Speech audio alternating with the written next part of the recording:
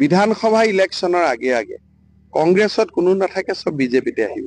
অসম জনসংঘ হ'ব পাৰে, আমি শুভেচ্ছা জনাব লাগে। হিন্দুৰ স্বাৰ্থ সুৰক্ষিত কৰা যিমান ৰাজনৈতিক দল হয় তাক আমি আদৰণি জনাব লাগে।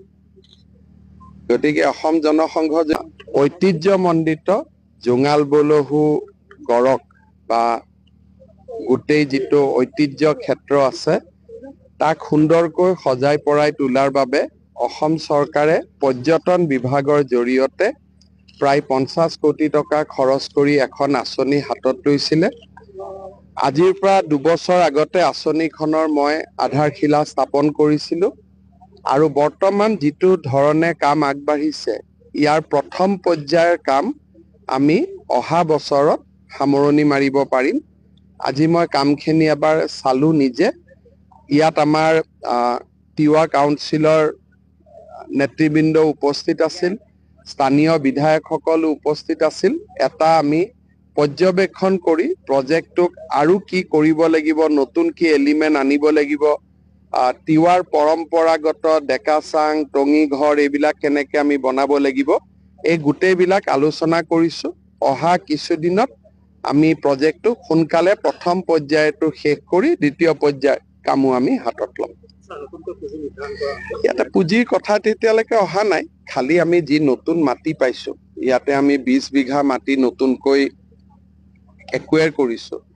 নতুন মাটিত যাবৰ কাৰণে বা আৰু কিবা এলিমেন্ট গোট খাই থাকিলে তেতিয়া টকা পইচাৰ কথা হ'ব, কিন্তু বৰ্তমান প্ৰজেক্টটো যাতে ভাল হয় আমি সেইটোৰ প্ৰতি চাই আছো।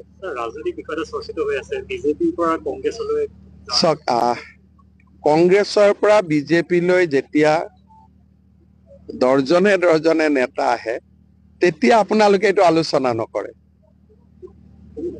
গতিকে আলোচনাটো সমান হ'ব লাগিব নে নাই? আজিতো কংগ্ৰেছ দলত এক প্ৰকাৰ কোনো মানুহেই নাছিলে, চবেই বিজেপিত আহিছে, সেইটো আলোচনা হ'ব লাগিব।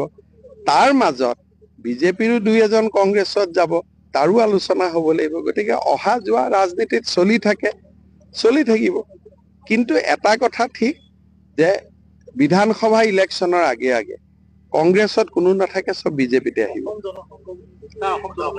অসম জনসংঘ হ'ব পাৰে, আমি শুভেচ্ছা জনাব লাগে। হিন্দুৰ স্বাৰ্থ সুৰক্ষিত কৰা যিমান ৰাজনৈতিক দল হয় তাক আমি আদৰণি জনাব লাগে।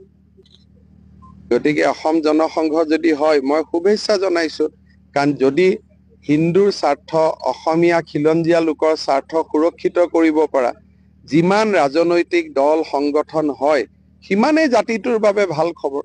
গতিকে তাক আমি আদৰণি জনাব লাগে। হ'ব।